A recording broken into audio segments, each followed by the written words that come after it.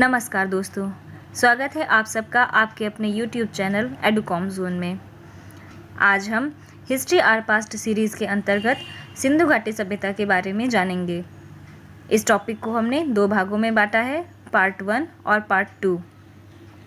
Part 1 में हम सिंधु घाटी सभ्यता का परिचय, कुछ प्रमुख स्थल और वहाँ से पाए जाने वाले महत्वपूर्ण साक्ष्य, सिंधु घाटी सभ्यता के विभिन्न चरण, नगर योजना, धर्म और मान्यताओं पर चर्चा करेंगे। So friends, today's video is going to be very useful for the upcoming exams like UPPSC, RO, and other competitive exams. We tried to cover almost all the facts which are important for the exams.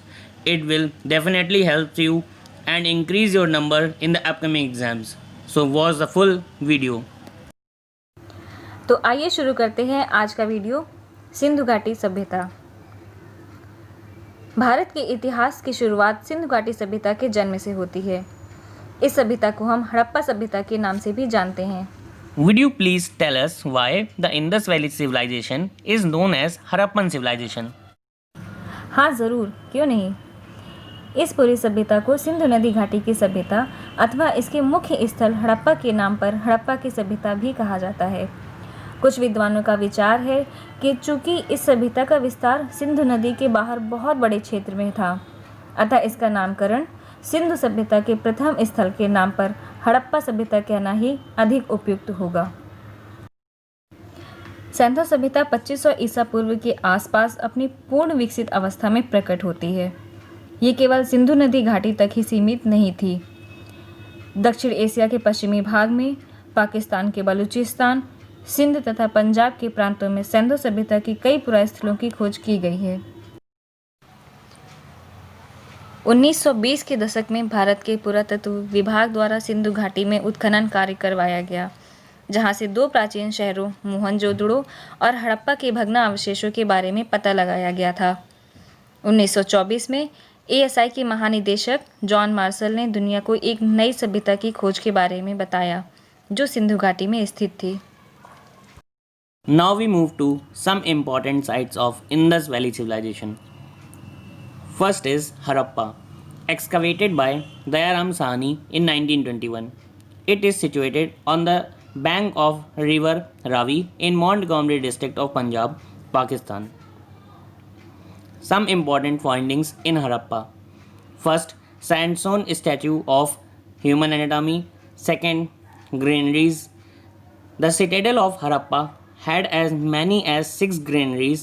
Dimensions are 15.23 meter long and 6.09 meter wide. Each granary lay within a few meters of the river bank. Third one, bullock cart. दूसरा प्रमुख स्थल है मोहनजोदड़ो। मोहनजोदड़ो का अर्थ सिंधी भाषा में मृतकों का टीला भी है। मोहनजोदड़ो की खोज सर्वप्रथम 1922 में राखाल दास बनर्जी द्वारा की गई। मोहनजोदड़ो पाकिस्तान में स्थित पंजाब के लरकाना जिले में सिंधु नदी के तट पर स्थित है। मोहनजोदड़ो से प्राप्त कुछ महत्वपूर्ण अवशेष। पहला, वृहत स्नानागार। ये मोहनजोदड़ो का सर्वाधिक उल्लेखनीय स्मारक है। मार्शल ने इसे तत्कालीन विश्व का एक आश्चर्यजनक निर्माण बताया है। डीडी कोशाम्बी वृहत स्नानागार की तुलना कालांतर के संस्कृत ग्रंथों में अनेकशः वर्णित पुष्कर अथवा कमलताल से करते हैं, जो धार्मिक संस्कार से संबंधित स्नान तथा शुद्धिकरण के अलावा राजाओं और पुरोहितों के अभिषेक के लिए आवश्यक माने जाते थे। दूसरा, अन्नागार। ये राजकीय भंडारागार था, जिसमें जनता से कर के रूप में वसूल किया हुआ अनाज रखा जाता था। मिस्र तथा मेसोपोटामिया की सभ्यताओं में भी इस प्रकार के अन्नागार के अवशेष मिलते हैं। तीसरा, कांसे की बनी एक नर्तकी की मूर्ति। चौथा, एक मुद्रा पे अंकित पशुपति महादेव। पांचवा, पुरोहित की प्रस्तर मूर्ति। छठा, दाढ़ीयुक्त श्वेत पाषाण की पुरुष मस्तक की मूर्ति। The third site is Sutka Gandor, excavated by Stein in 1927. It is located in southwestern Balochistan province, Pakistan on Das River. Finding a trade point between Harappa and Babylon. Amri. Amri की खोज एनजी मजूमदार द्वारा 1935 में की गई। या सिंधु नदी के तट पर स्थित है। यहाँ से हमें मृग के अवशेष प्राप्त होते हैं। The next site is Lothal, excavated by S.R. Rao in 1953. It is located in Gujarat on Bhogwa River near Gulf of Cambay. Lothal was the only port town of Indus Valley civilization. The dockyard had provisions for maintaining regular water level by means of a sluice gate and a spill channel. Within the citadel was a large warehouse which was used for storage. It is also known as the Manchester of the Indus Valley civilization. Excavation findings include a burial of two people together in a brick-lined grave. First man-made port, dockyard, rice husk, fire altars, and last chess playing. S.R. Rao likes to say Lothal as small Harappa and small Mohenjo-daro. अब बात करते हैं चौहंदुड़ो के बारे में। इसकी खोज एन.जी. मजूमदार ने 1931 में की थी तथा 1935 में मैके द्वारा यहाँ उत्खनन कार्य करवाया गया था। चौहंदुड़ो सिंधु नदी के तट पर स्थित है। यहाँ से प्राप्त कुछ महत्वपूर्ण अवशेष निम्न हैं। ऐसा प्रतीत होता है यहाँ एक औद्योगिक केंद्र था जहाँ मणिकारी, मुहर बनाने, भार माप के बटखरे बनाने का काम होता था। मैंके ने यहाँ से मनके बनाने का कारखाना तथा भट्टी की खोज की है। The next site is Kalibanga. It is excavated by B.B. Lal in 1961. Kalibanga literally means black bangles, derives its name for the dense distribution of the fragments of black bangles which were found at the surface of its mounds. It is located in Rajasthan on the bank of river Ghaggar. Some important findings are fire altars, camel bones, and wooden plow. Dholavira की खोज R.S. Bisht ने 1985 में की थी। ये गुजरात के कच्छ जिले में स्थित है। यहाँ पर प्राप्त कुछ महत्वपूर्ण अवशेष। पहला, यहाँ पर जल निकास व्यवस्था से संबंधित अवशेष प्राप्त हुए हैं तथा दूसरा, यहाँ पर वर्षा का पानी एकत्र करने के लिए तालाब बनाया गया था जो खुदाई में मिला है। Surkota, excavated by J.P. Joshi in 1964. It is located in Gujarat. Some important findings are bones of horses and beads. The excavations at Surkota have been significantly rewarding in unfolding a sequence of three cultural sub-periods well within the span of Harappan chronology, and this fact has been attested to by the C14 dating. बनावली की खोज सन 1974 में R.S. Bisht द्वारा की गई थी। यह हरियाणा के हिसार जिले में स्थित है। यहाँ पर प्राप्त कुछ महत्वपूर्ण अवशेष। यहाँ से जौ के दाने काफ़ी मात्रा में पाए गए हैं। यहाँ मिट्टी का बना हल तथा कुछ लघु नारी मूर्तियाँ भी मिलती हैं। बनावली के कई मकानों से अग्निवेदियाँ भी मिलती हैं। यहाँ से संस्कृति के 3 स्तर प्राक सैंधव, विकसित सैंधव तथा उत्तर सैंधव प्रकाश में आए हैं। Then we move to phase of Indus Valley civilization.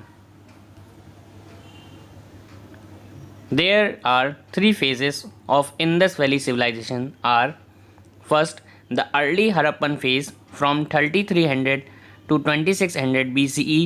Second, the mature Harappan phase from 2600 to 1900 BCE. Third, the late Harappan phase from 1900 to 1300 BCE. The early Harappan phase is related to the Hakra phase identified in the Ghaggar-Hakra river valley. The earliest example of the Indus script date back to 3000 BC.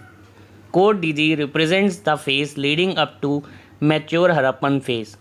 By 2600 BC, the Indus Valley civilization has entered into mature stage.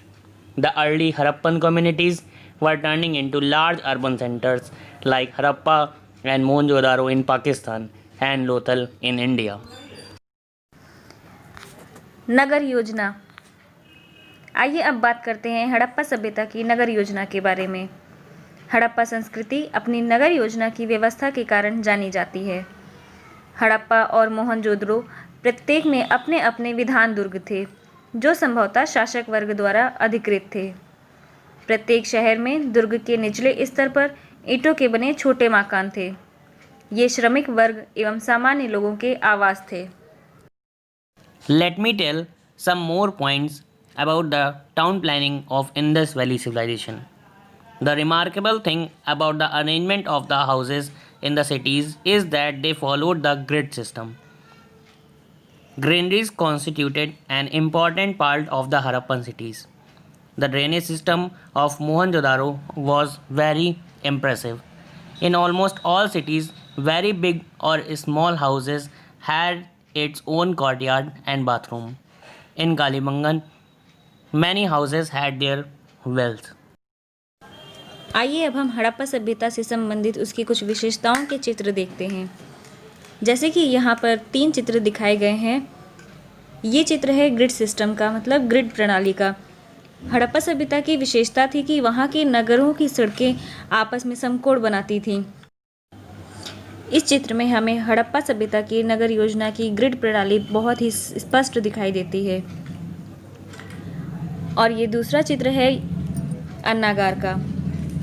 Mohenjodaro से जो बृहद अन्नागार पाया गया है, यहाँ पर हम उसकी झलक देख सकते हैं। और ये तीसरा चित्र है हमारा जल निकासी व्यवस्था का। इस व्यवस्था में हम देख सकते हैं कि हड़प्पा के नगरों में जल निकास की व्यवस्था को कितने ही सुव्यवस्थित ढंग से प्रयोग किया गया है। हड़प्पा सभ्यता की कुछ अन्य विशेषताएं। हड़प्पा सभ्यता के नगरों में पकी हुई ईंटों का प्रयोग असाधारण है, क्योंकि इसकी समकालीन सभ्यता जैसे मिस्र की सभ्यता के भवनों में कच्ची ईंटों का प्रयोग किया गया था। धौलावीरा और लोथल जैसे कुछ स्थलों में संपूर्ण क्षेत्र की किलेबंदी थी और कस्बों का कुछ भाग दीवारों द्वारा अलग किया गया था। Now we come to religion and belief system of Indus Valley civilization. In Harappa, numerous terracotta figurines of women have been found. In one figurine, a plant is shown growing out of the embryo of a woman. The Harappans therefore looked upon the earth as a fertility goddess and worshipped her in the same manner as the Egyptian worshipped the Nile goddess Isis.